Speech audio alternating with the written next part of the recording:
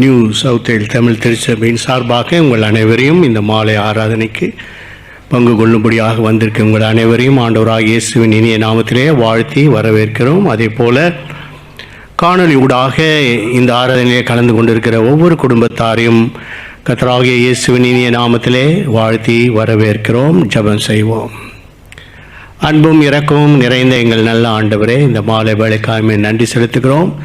இந்த 3வது வாரம் ஞாயிற்றுக்கிழமை மாலை ஆராதனையிலே கலந்து கொள்ளும்படியாக நீர் அழைத்து வந்த அருமையான உம்முடைய பிள்ளைகளுக்காக ஸ்தோத்தரிக்கிறோம். அதே போல காணொலி ஊடாக இந்த ஆராதனையிலே கலந்து கொண்டிருக்கிற ஒவ்வொரு குடும்பத்தாரையும் தேவரீர் ஆசீர்வதிக்க வேண்டுமாய் ஜெபிக்கிறோம். எங்களை தாழ்த்துகிறோம், வெறுமையாக்குகிறோம். எல்லாவது அந்தகார சக்தியின் கிரிகள், பொல்லாத ஆவிகள் நசரேயனாகிய இயேசுவின் அதிகாரமுள்ள நாமத்தினாலே கட்டப்படுவதாக. ஆவியானவர் வெற்றி கொடி பிடிக்கும்படியாய் ஜெபிக்கிறோம். கர்த்தாவே ஸ்தோத்தரிக்கிறோம். தேவரீருடைய கிருபை, இரக்கம், சமாதானம் உடைய பிள்ளைகள் ஒவ்வொருவரோடு கூட இருப்பதாக. மீட்பரும் இரட்சகருமாகிய இயேசுவின் இனிய நாமத்தில் ஜெபிக்கிறோம் ஜீவனுள்ள நல்ல பிதாவே, ஆமேன். நாம் வாசித்த வேத பகுதியிலிருந்து எபிரேயர் 13ஆம் அதிகாரம் 9ஆம் வசனத்தை மீண்டுமாக வாசிக்க கேட்போம். பலவிதமான அந்நிய போதனைகளால் அலைப்புண்டு திரியாதிருங்கள். போஜன பதார்த்தங்களினால் அல்ல, கிருபையினாலே இருதயம் ஸ்திரப்படுகிறது நல்லது. போஜன பதார்த்தங்களில் முயற்சி செய்கிறவர்கள் பலனடையவில்லையே. அப்போஸ்தலனாகிய பவுல் தான் இந்த நிருபத்தை எபிரேயருக்கு எழுதுகிறார். எபிரேயர் என்பது யார் என்றால் எபிரேய பாஷையை பேசுகிறது. they are called the Hebrews. எபிரேயருக்கு ஒரு நிருபம் எழுதினார். அந்த நிருபத்திலே அவர் இந்த எபிரேய ஜனங்களை குறித்து அவர் அப்போஸ்தலனாகிய பவுல் என்ன சொல்கிறார்? பலவிதமான அந்நிய போதனைகளினால் அலைப்புண்டு திரியாதிருங்கள். சிலருக்கு நிறைய பிரசங்கம் கேட்கணும்னு சிலர் விரும்புவாங்க. இந்தியா தேசத்தில் பார்த்தீங்கன்னா சொல்லுவாங்க, பாஸ்டர் இந்த பாஸ்டர் செய்தி கேட்டேன், அந்த பாஸ்டர் எனக்கு ரொம்ப பிடிக்கும், இந்த பாஸ்டர் பேசுகிற, இந்த சுவிசேஷகர் பேசுகிற பிரசங்கம் எனக்கு பிடிக்கும். போதனைகள் என்று சொல்லப்பட்டிருக்கு. போதனைகள் என்றால் போதிக்கிறவர்கள், போதகர்கள் மூலமாய் வருவது போதனை, பிரசங்கிக்கர்கள் மூலமாய் வருவது பிரசங்கம், சுவிசேஷகர்கள் மூலமாய் வருவது சுவிசேஷகம் அல்லது நற்செய்தி. முற்காலத்திலே ரோமன் கத்தோலிக்க மார்க்கத்திலே உபதேசியார்கள் இருப்பாங்க. எவ்வளோ பேருக்கு தெரியும் தெரியல. உபதேசியார்கள், உபதேசம் பண்ணுகிறவர்கள் உபதேசியார்கள். போதகர்கள் போதனை பண்ணுவார்கள். சுவிசேஷகர் சுவிசேஷத்தை பிரசங்கம் பண்ணுவார்கள், நற்செய்தியை அறிவிப்பார்கள். இப்படி பலவிதமான, அதே போல் தீர்க்கதரிசிகள் தீர்க்க தரிசனம் உரைப்பார்கள். பலவிதமான வேதத்தை கொண்டு பலரும் பலவிதமான போதனைகள், சுவிசேஷங்கள், பிரசங்கங்கள், உபதேசங்கள், நற்செய்திகள், சுவிசேஷம் எல்லாம் அறிவிக்கப்படுகிறது. நன்றாக கவனிக்கணும். ஆனால் அந்நிய போதனைகள், பலவிதமான அந்நிய போதனைகளால் அலைப்புண்டு தெரியாதிருங்கள். போஜன பதார்த்தங்களினால் அல்ல, கிருபையினால் இருதயம் ஸ்திரப்படுகிறது நல்லது. இன்னைக்கு உலகம் முழுவதும் பலவிதமான சபைகள், பலவிதமான பிரசங்கங்கள், பலவிதமான டாக்டரின்ஸ், உபதேசங்கள் எல்லாம் இருக்கு. ஆனால் இவைகள் எல்லாம் நம்மை பரலோக ராஜ்யத்துக்கு கொண்டு போய் சேர்க்குமா? அதுதான் முக்கியம், இல்லையா? இந்து மார்க்கத்தில் ஒன்றுமே இல்லை, சும்மா போவாங்க, வாழைப்பழம் இல்லையா, பழங்கள், வாழைப்பழம், ஊதுபத்தி இதெல்லாம் எடுத்துகிட்டு போயிட்டு தேங்காய் உடைச்சிட்டாங்கன்னா அவங்களுக்கு முடிஞ்சது. இஸ்லாம் மார்க்கத்தில் கூட அவங்க என்ன செய்வாங்க? ஓதுவாங்க. அது புரியாது நிறைய பேருக்கு. ஏன்னா அரபிக்கில் ஓதுவாங்க, உருதுல ஓதுவாங்க. அது நிறைய பேருக்கு புரியாது. ஆனால் கிறிஸ்தவ மார்க்கத்தில் தான் பிரசங்கம். இது எல்லாருக்கும் புரிகிற மாதிரி இருக்கணும், இல்லையா? நானும் பிரசங்கம் பண்ணேன்னு 1 மணி நேரம் 1.5 மணி நேரம் பிரசங்கம் பண்ணி அதில் 3/4 மணி நேரம் ஜனங்களை தூங்க வச்சுட்டு இன்னும் 1/2 மணி நேரத்தில் அவர் என்ன பிரசங்கம் பண்ணாருன்னே தெரியாது. இல்லை வீட்டுக்கு போகும்போது என்னன்னு தெரில, என்ன பிரசங்கம் பண்ணார் பாஸ்டர், அவருக்கே புரியல. நமக்கு எப்படி புரியும்? இப்போ நன்றாக புரிந்து கொள்ள வேண்டும். அண்டர்ஸ்டாண்டிங். கிறிஸ்துவ மார்க்கம் என்பது தேவனை அறிகிற அறிவு. அது நித்திய ஜீவன். அப்போ நித்திய ஜீவன் வேதம் சொல்லுகிறது, யோவான் 17:3, ஒன்றான மெய்தேவனாகிய உம்மையும் நீர் அனுப்பினராகிய இயேசுவை அறிவதே நித்திய ஜீவன். அப்போ எட்டர்னிட்டி நமக்கு இது knowing the truth is eternity. யோவான் 5:39 சொல்லுகிறது, வேத வாக்கியங்களை ஆராய்ந்து பாருங்கள், அவைகளால் உங்களுக்கு நித்திய ஜீவன் உண்டு என்று எண்ணுகிறீர்களே, என்னை குறித்து சாட்சி கொடுக்கிற அவைகளே. அப்போ த பைபிள் இஸ் preached. வேதம் போதிக்கப்படுகிறது, உபதேசிக்கப்படுகிறது, பிரசங்கிக்கப்படுகிறது, நற்செய்தி அறிவிக்கப்படுகிறது, சுவிசேஷம் சொல்லப்படுகிறது.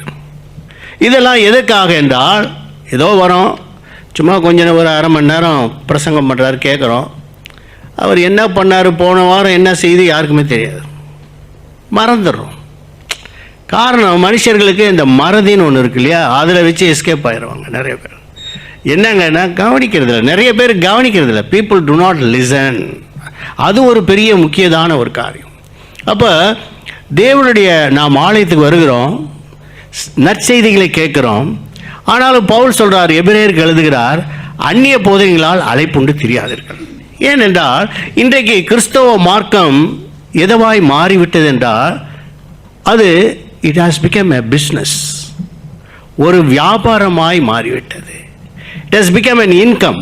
அதாவது அதனால தான் பவுலுடைய நிருபங்களில் நாம் வாசிக்கும் போது ரொம்ப கேர்ஃபுல்லாக வாசிக்கணும். we need to understand அந்த தேவனுடைய, ஏனென்றால் கொலேசியருக்கு எழுதுகிறார். கொலேசியர் 2:8 வாசிப்போம். கொலேசியர் 2:8 கொலேசி பட்டணத்தில் உள்ள சபைக்கு பவுல் எழுதுகிறார். லௌகீக ஞானத்தினாலும் மாயமான தந்திரத்தினாலும் ஒருவனும் உங்களை கொள்ளை கொண்டு போகாதபடிக்கு எச்சரிக்கையாயிருங்கள். பாத்தீங்களா, சிலர்லாம் நல்ல ரிசர்ச் ஸ்காலர், நல்ல ஹைலி குவாலிஃபைடு, ஹைலி எஜுகேட்டட்ன்றாங்க. ஆனா இவங்க என்னன்னா லௌகீக ஞானம், தட் இஸ் வேர்ல்ட்லி நாலேஜ். இந்த worldly knowledge is of no use. ஏன்னா உலக ஞானம் தேவனுக்கு முன்பாக பைத்தியமாக இருக்கிறது, தேவ ஞானம் உலகத்துக்கு பைத்தியமாக இருக்கு. ரெண்டும் கான்ட்ரவர்ஷியலாக இருக்கு. அப்போ நாம் நல்லா புரிந்து கொள்ள வேண்டும். இங்கு கொலேசியருக்கு எழுதுகிறார், நீங்கள் லௌகிக ஞானத்தினாலும் மாயமான தாழ்மை. சில பேர்லாம் பார்த்தீங்கன்னா ரொம்ப அப்படியே அந்த ப்ரீச்சிங்கில் எப்படி பண்ணுவாங்க தெரியுங்களா, அப்படியே தாழ்மையாக பேசுவாங்க. அப்போ ஜனங்கள்லாம் உருகிடும், ஐயோ நான் ரொம்ப ஹம்பிளாக இருக்கிறார் என்ன. ஆனால் வாட் இஸ் இஸ் மோட்டோ, அவருடைய எண்ணம் என்ன, எல்லாத்தையும் முடித்து கடைசியில் என்ன பண்ணி எங்கே வந்துடுவார், பணத்துக்கு வந்துடுவார். Final ending will be money, profit. அவங்க எப்படி தனக்கு தான், how they want to be rich. இன்னைக்கு அநேக பிரசங்கங்கள் நிறையா, ஈவன் ஃபாரினர்ஸ் நிறையா மெசேஜ் கேட்குறேன் நான். அப்போ அதில் அதான் சொல்கிறாங்க, God is not for money. Yesu இந்த உலகத்தில் ஒரு சபையை ஸ்தாபிக்கவோ ஜனங்களிடத்தில் பணத்தை வாங்கி கொண்டு போகவோ அவர் வரவே இல்லை இல்லையா. அதனால தான் ஆண்டவர் சொன்னார், இலவசமாய் பெற்றீர்கள் இலவசமாய் கொடுங்கள்னார். சீஷர்கள் அனுப்புகிறார்.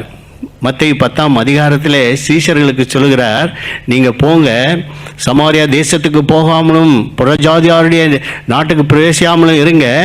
வாசிப்போம் 10:6 வாசிக்கலாம். மத்தேயு 10. இந்த 12 இயேசு அனுப்புகையில் அவர்களுக்கு கட்டளையிட்டு சொன்னது என்னவென்றால், நீங்கள் புறஜாதியார் நாடுகளுக்கு போகாமலும் சமாரியர் பட்டணங்களில் பிரவேசியாமலும் காணாமற் போன ஆடுகளாகிய இஸ்ரவேல் வீட்டாரிடத்திற்கு போங்கள். போகையில் பரலோக ராஜ்யம் சமீபித்திருக்கிறது என்று பிரசங்கியுங்கள். வியாதி உள்ளவர்களை சொஸ்தமாக்குங்கள், குஷ்டரோகிகளை சுத்தம் பண்ணுங்கள், மரித்தோரை எழுப்புங்கள், பிசாசுகளை துரத்துங்கள். இலவசமாய் பெற்றீர்கள், இலவசமாய் கொடுங்கள். பாத்தீங்களா, எவ்ரிதிங் இஸ் ஃப்ரீ. இலவசமாய் பெற்றீர்கள், இலவசமாய் கொடுங்கள். அப்போ என்ன பண்ணாங்க, சுஸ்தமாக்குங்கள், குஷ்டரோகிகளை மரித்தோரை எழுப்புங்கள், even you raise the dead என்றார். But do it free of cost. But today Christianity has become business. எல்லாத்துக்கும் பணம், இது வேணா பணம், அது வேணா பணம், பணம் கொடுங்க, பணம் கொடுங்க. வேர் இட் ends. ஆனால் நம்மை பரலோக ராஜ்யத்துக்கு எது கொண்டு போய் சேர்க்கிறது என்றால் வேத வசனம் இல்லையா, உபதேசம், ப்ரீச்சிங். அதுதான் உபதேசம் எதற்காக கொடுக்கப்படுகிறது. அதே போல கொலோசியர் 2ஆம் அதிகாரத்திலே 19ஆம் வசனத்திலே இன்னொரு காரியத்தை பவுல் சொல்கிறார். வாசிப்போம். 2:19.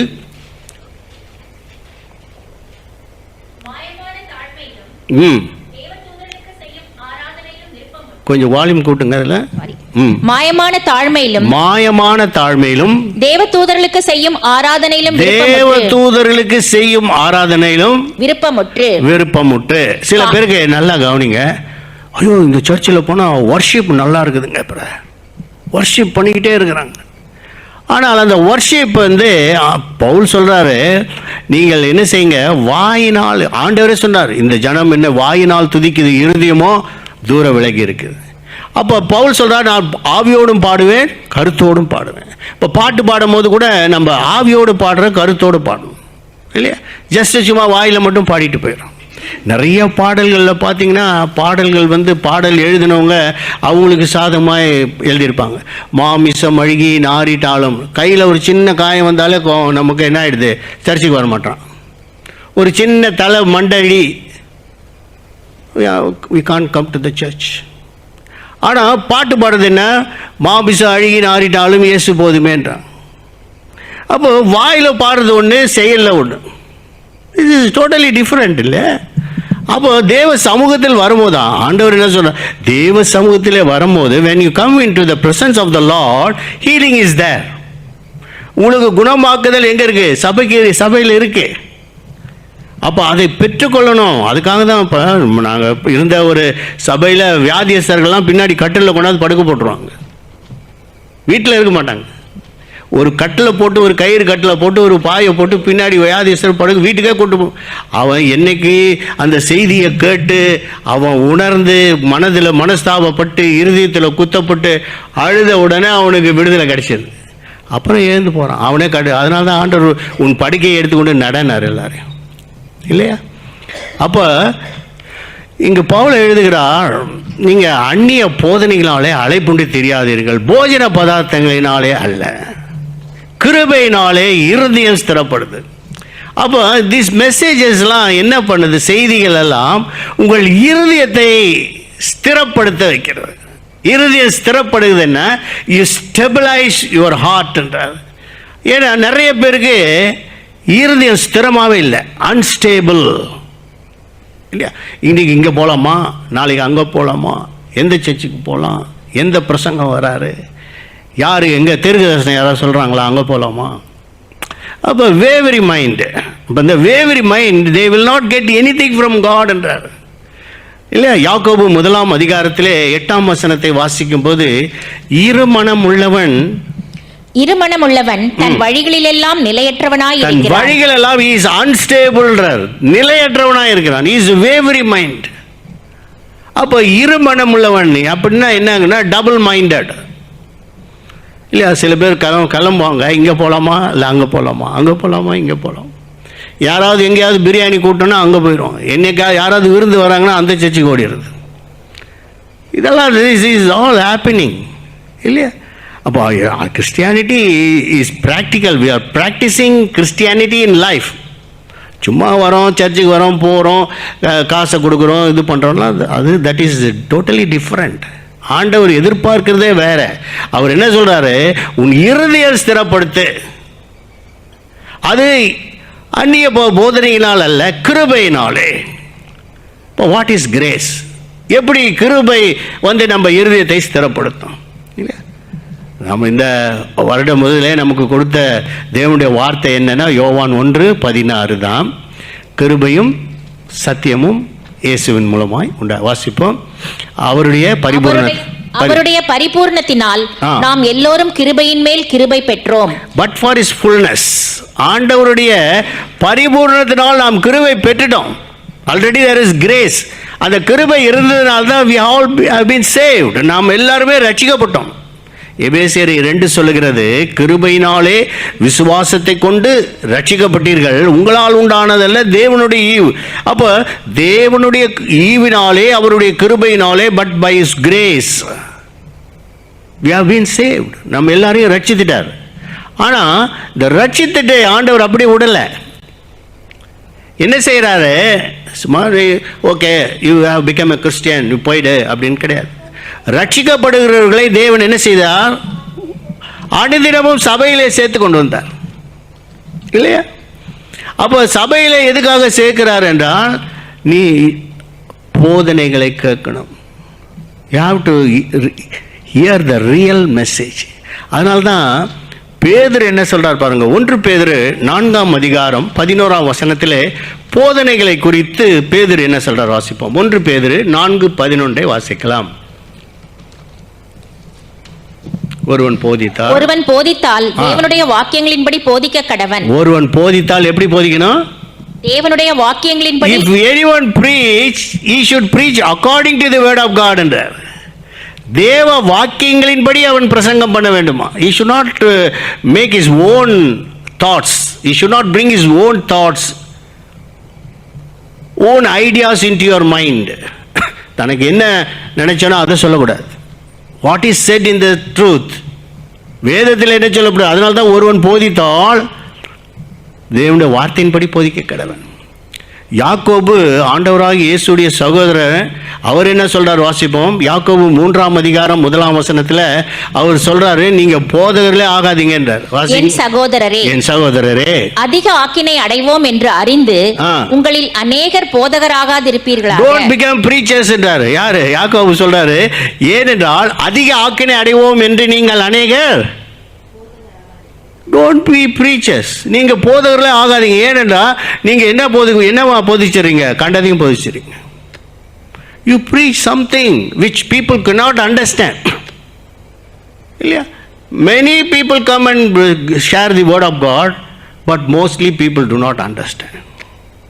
அதனால தான் சொல்றாரு, நீங்க போதகர்கள் ஆகாதீங்க, அதிக ஆக்கினை அடைவோம்ன்றார்.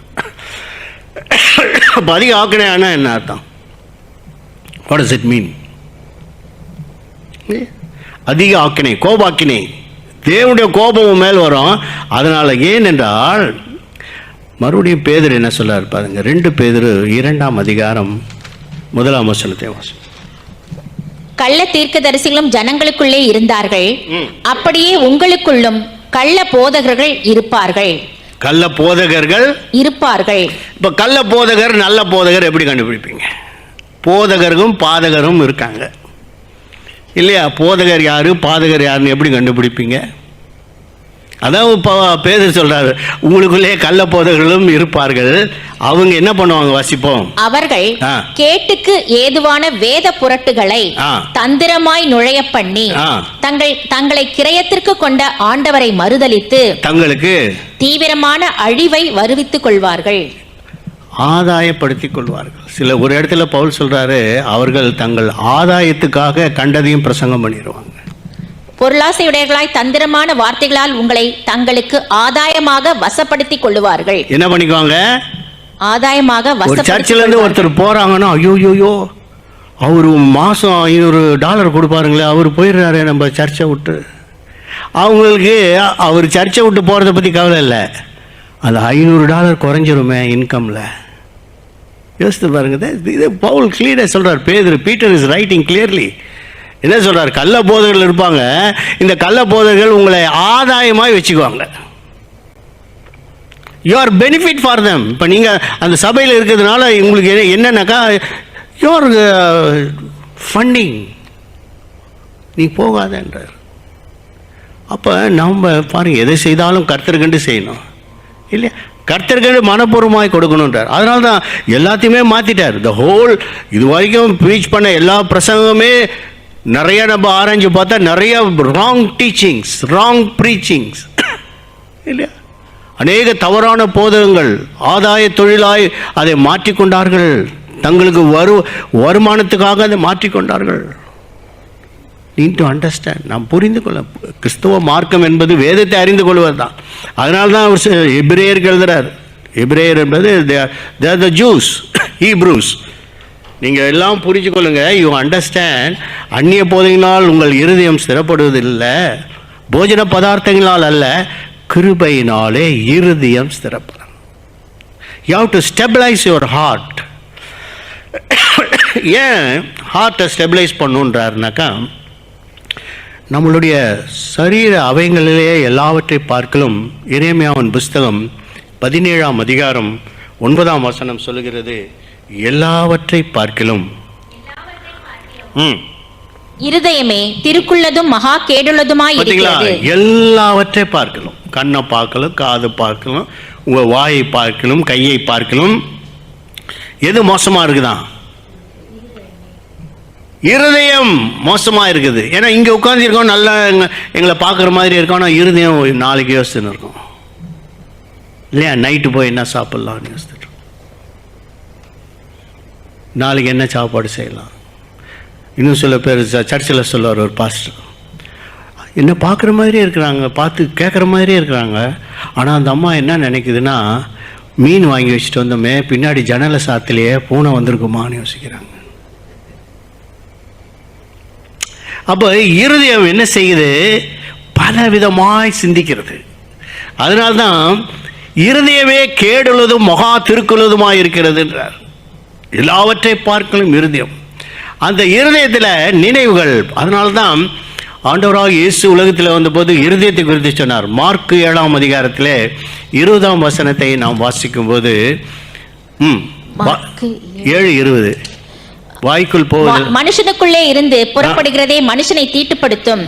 எப்படி எனில் மனுஷனுடைய இருதயத்திற்குள் இருந்து பொல்லாத சிந்தனைகளும். பாத்தீங்களா? it defiles your heart and the thing which comes from inside the man defile your heart. இருதயத்துக்குள் இருந்து புறப்படுகிறதே மனுஷனை தீட்டுப்படுத்தும். ஏனென்றால் பொல்லாத சிந்தனைகள், evil thoughts.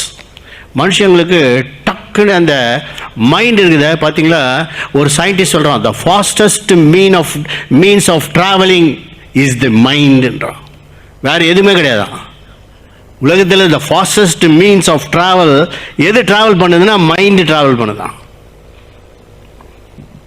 அதனால தான் இந்த இருதயம் பொல்லாத சிந்தனைகள். நிறைய பேருக்கு ஜபம் கேட்கப்படல.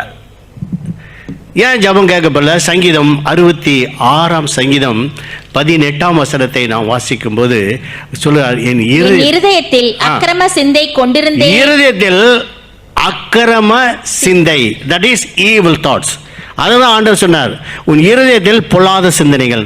இதுல அக்கிரம சிந்தைகள் கொண்டிருந்தேன், ஆனால் ஆண்டவர் எனக்கு செவி கொடார். பாத்தீங்களா? God will not listen or hear your supplication or hear your prayer because of evil thoughts. அப்ப இதை தான் இருதயம் ஸ்திரப்படுத்துன்ற. இருதயம் கேடுள்ளது, இருதயம் திருக்குள்ளது, இருதயம் பொல்லாதுள்ளது.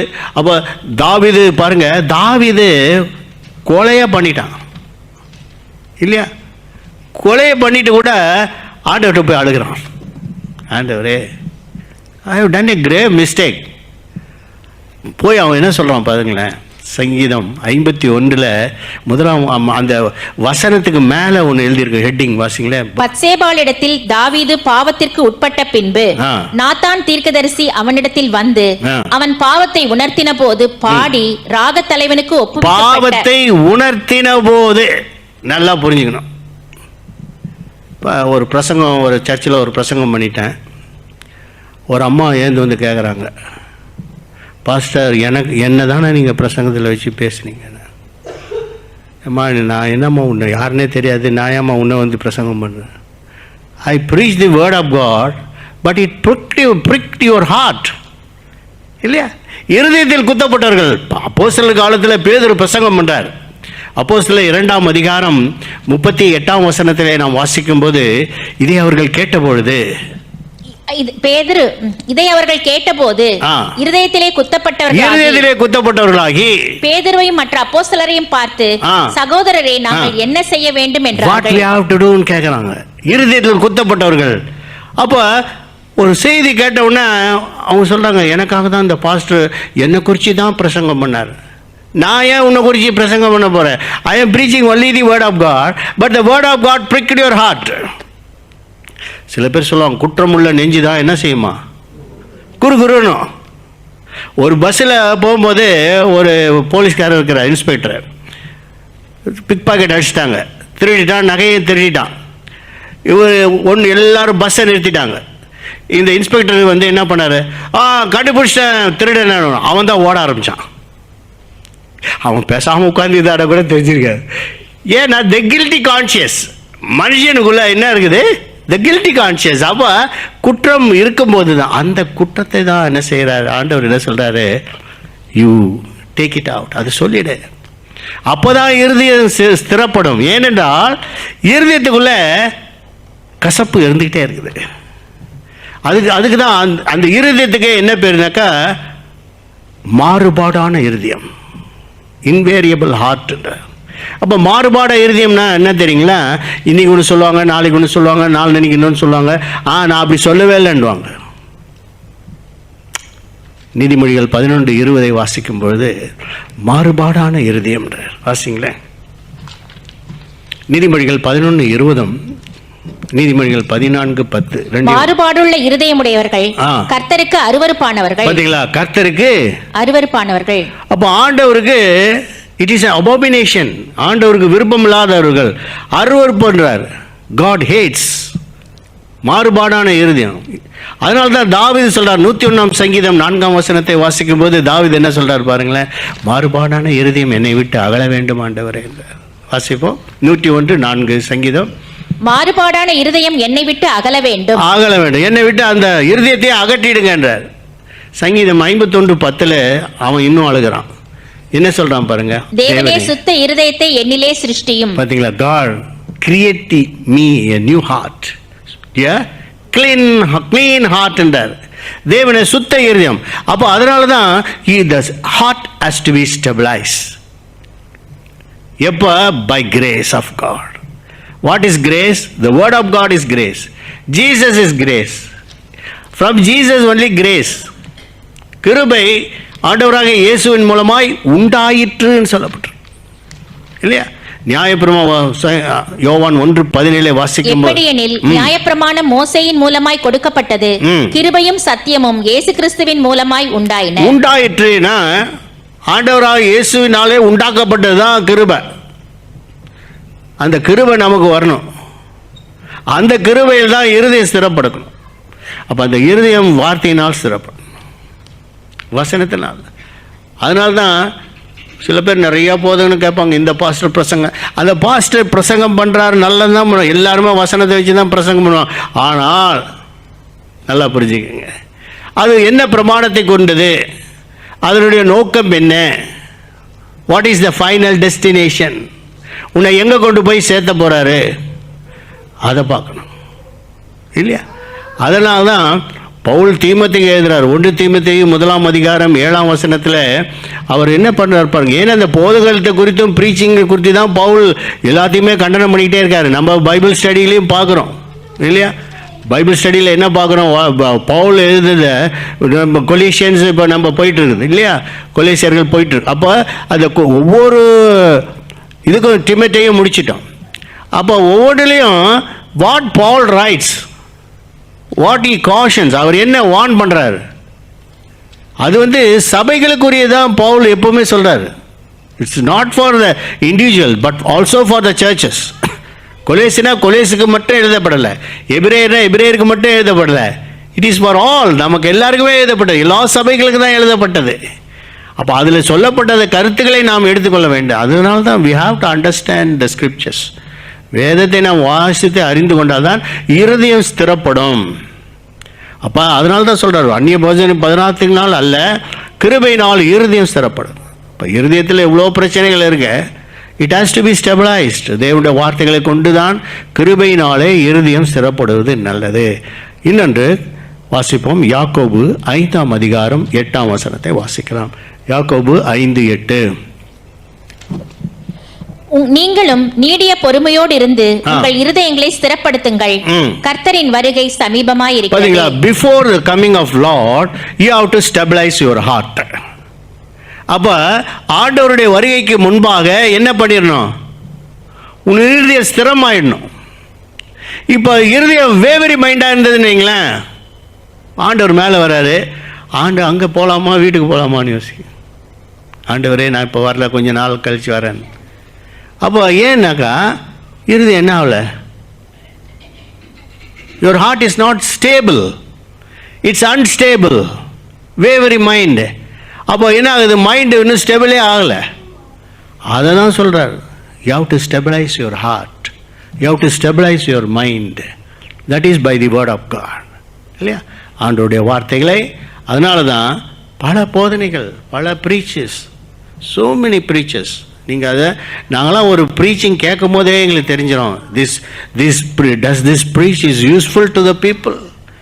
இந்த பிரசங்கம் மக்களுக்கு பிரயோஜனம் உள்ளதா, இல்லை is passing the time, whiling the time away, இல்லையா? What is the use? நமக்கு தேவைக்காக தான் பிரசங்கம், நம்மை வழி நடத்துவது தான் பிரசங்கம், போதனைகள். நம்மை ஸ்திரப்படுத்துவது, நம் இருதயத்தை ஸ்திரப்படுத்துவதும் நம்மை பரலோக ராஜ்யத்துக்கு கொண்டு போய் சேர்ப்பதுக்கு தான் பிரசங்கமே தவிர, not for just for time, இல்லையா? To while away the time, அப்படி இல்லை, இல்லையா? ஓகே, நாம் ஜெபம் செய்வோம். இருதயம் ஸ்திரப்பட வேண்டும். அன்பும் இரக்கம் நிறைந்த நல்ல ஆண்டவரே, இந்த நாளுக்காக நன்றி செலுத்துகிறோம். இந்த நாளிலே கூட கர்த்தாவே, இந்த பேசப்பட்ட வார்த்தைகளுக்காக எமக்கு நன்றி. கர்த்தாவே, எங்கள் இருதயத்தை சுத்திகரிமாப்பா, இருதயத்தை பரிசுத்தமாக்கும் ஆண்டவரே. சுத்த இருதயத்தை கட்டளையிடுவீராக. மாறுபாடான இருதயம் எங்களை விட்டு அகல வேண்டும் ஆண்டவரே. கர்த்தாவே சோத்திரம். தேவனுடைய வார்த்தைகளை கேட்ட ஒவ்வொரு பிள்ளைகளையும் ஆசீர்வதிங்க கர்த்தாவே. இருமனமுள்ளவன் வழிகளெல்லாம் நிலையற்றவனாக இருக்கிறானப்பா ஆண்டவரே. எங்களை தாழ்த்தி உடைய கருத்தில் ஒப்படுகிறோம். ஆசீர்வதியும் பலப்படுத்தி பாதுகாத்து வழி நடந்தும் மீட்பர் ரட்சகருமாய் இயேசுவின் இனிய நாமத்தில் ஜெபிக்கிறோம் எங்கள் ஜீவனுள்ள நல்ல பிதாவே, ஆமேன்.